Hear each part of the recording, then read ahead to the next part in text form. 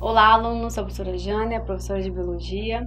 Hoje nós vamos continuar estudando sobre introdução à genética, tá? Então, o objetivo de hoje é a gente aprender, conhecer um pouquinho sobre a história de Mendel, né? Do Gregor Mendel, né? Que foi um cientista e ele foi muito importante, né, nessa área de estudo da genética, certo? Então, a gente está aqui na unidade de estudo de vocês, na unidade 9, Introdução à Genética, tá? Parte 2, né, conhecendo, então, um pouco da história de Mendel, tá? Essa unidade encontra ali na apostila de vocês, da página 86 a 87. Então, quem foi Mendel, né? Então, você já deve ter ouvido falar, né, desse cientista, e não tem como a gente falar de genética, né, e não mencionar o nome de Mendel, certo? Contando um pouquinho da biografia dele, né, essa que é uma aula para a gente contar da biografia de Mendel, certo? Ele nasceu, né, em 1822, né, e ele faleceu em 1884, tá? Ele foi um biólogo botânico e também ele foi um monge austríaco. Descobriu as leis da genética que mudaram o rumo da biologia.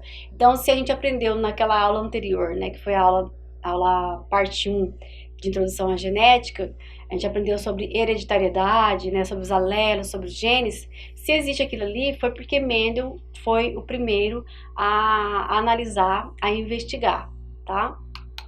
Então, conforme eu falei sobre a biografia de Mendel, né, ele chama Gregor Johann Mendel, tá? Ele nasceu nessa cidade aqui, Heisendorf, na Áustria, tá? No dia 22 de julho de 1822. Ele era filho de camponeses, tá? Observava e estudava as plantas, e ele tinha uma vocação científica e também ele tinha uma vocação religiosa. Então ele fazia essas duas funções paralelamente. Em 1843, ele tinha 21 anos e aí ele foi, então, estudar, né, para ele ser padre, lá no mosteiro agostiniano de São Tomás, ok? Que é lá na região, na Europa, né? Austro-Húngaro, que hoje é a República Tcheca, tá? E depois ele foi ordenado a padre, ok? E então ele passou a estudar teologia e línguas. Então, em 1847, quando ele foi ordenado, né, lá em 1847 ele, né, estudou e ele ordenou-se em 1851, tá? E a partir daí ele foi enviado, então, para a Universidade de Viena, lá na Áustria, né, para estudar ciências naturais, matemática e física. 3 anos depois ele voltou, né, lá para o mosteiro, onde ele já estava, e ele começou, então, ali a fazer os seus estudos, tá? Então, ele passou a dividir o seu tempo entre lecionar numa escola técnica e plantar ervilhas de cheiro, né, nos jardins do mosteiro, iniciando suas experiências com hibridação, né, cruzamentos de espécies diferentes. Foi aí que tudo começou, quando ele começou a cultivar, né, as plantas, e ele começou ele mesmo manipular ali as plantas e fazer cruzamento, e ele começou a ver que tinha, então, né, híbrido ali, né, espécies diferentes, né, originava espécies diferentes, tá? Ele se dedicou ali 10 anos, né, fazendo esse estudo de cruzamento, deu 22 variedades, acompanhando 7 fatores com base na cor e na forma da semente, né? Forma da vagem, altura do caule, tá? A cor, que lhe fornecem dados para formular as leis relativas à hereditariedade.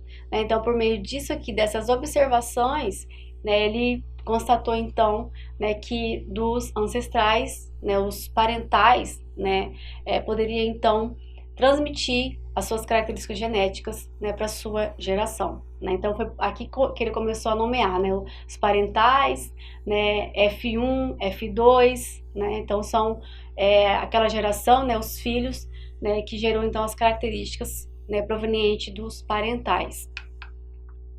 Então, a gente sabe que ele, né, a gente conhece, estuda os conceitos, né, de Mendel, então a gente sabe que tem a primeira lei de Mendel e também tem a segunda lei de Mendel, tá?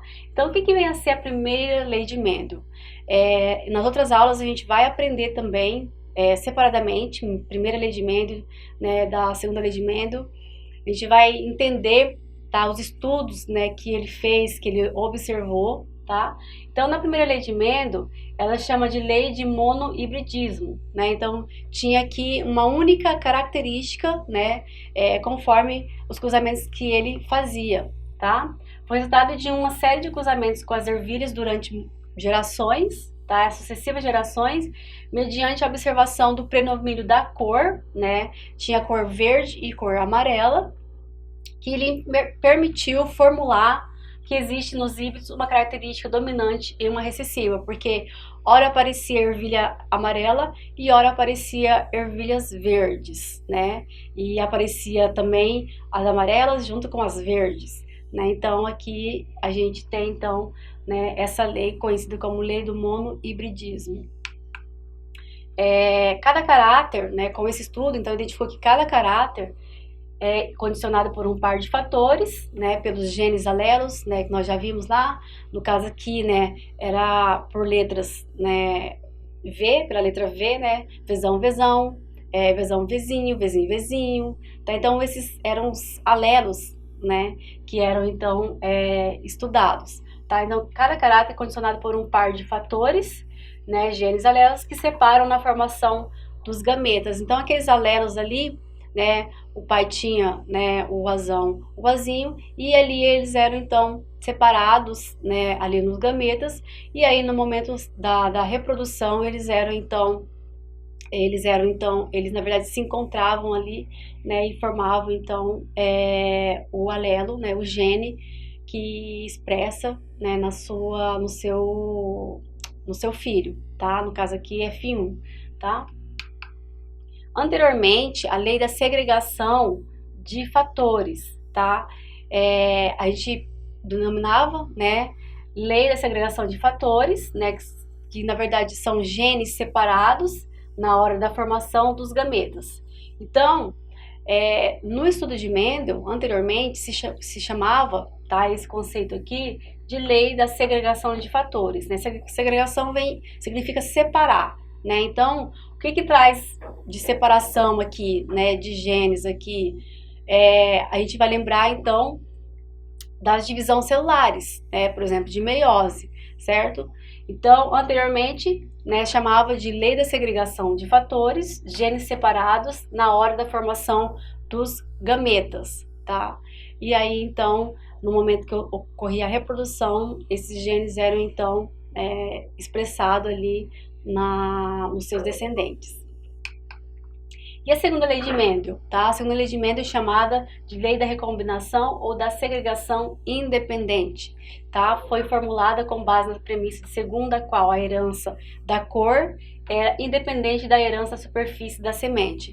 Então aqui a gente aprende que na segunda lei, né, diferente da primeira lei, aqui tem mais de uma característica que foi identificada, né, por Mendel. Lá só tinha uma característica, era monohibridismo, né? Apenas, por exemplo, a cor das ervilhas. Aqui já foi identificada que os alelos, eles podiam expressar também, não apenas, por exemplo, uma única característica, tá? Mais de uma característica, certo? Então, por exemplo, as ervilhas tinham cores, né? Tinha ervilhas lisas e tinha ervilhas rugosas, tá? Então, isso denominou a segunda lei de Mendel, tá?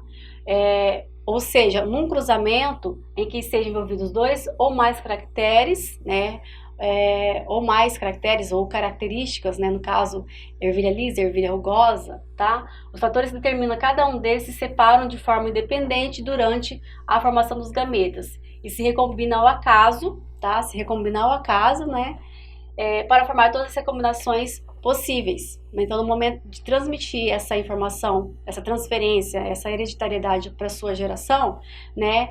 Esses gametas se recombinam ao caso e vai gerar ali, né, essas características, né, diferentes que ele observou aqui na segunda lei de Mendel.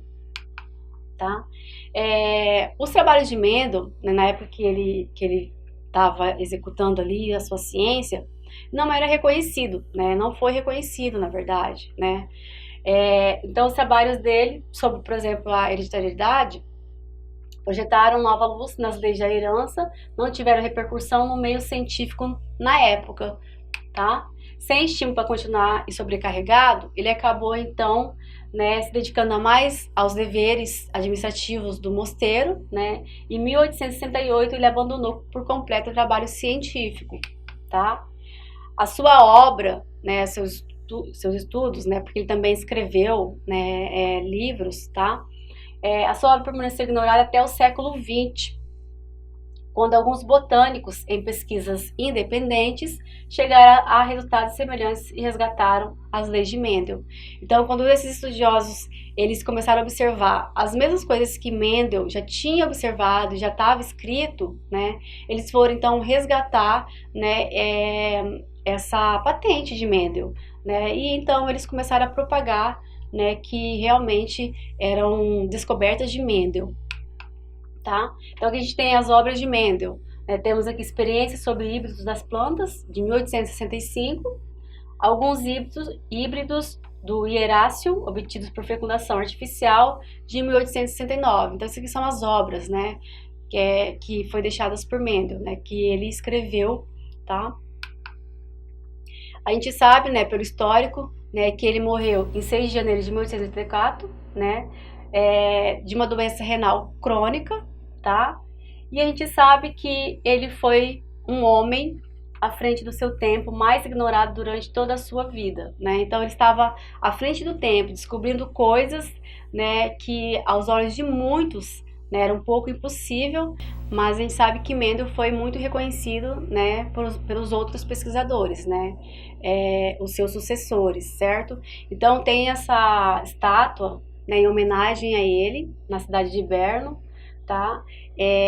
Então, a estátua, né, para relembrar que ele realmente foi uma pessoa muito importante no meio científico, né, com estudos genéticos, certo?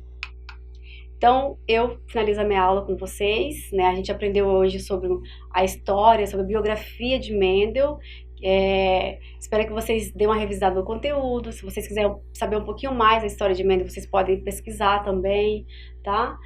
Espero que vocês tenham aprendido, que vocês tenham gostado. Desejo muitos sucesso de vocês e aguardo vocês na nossa próxima aula.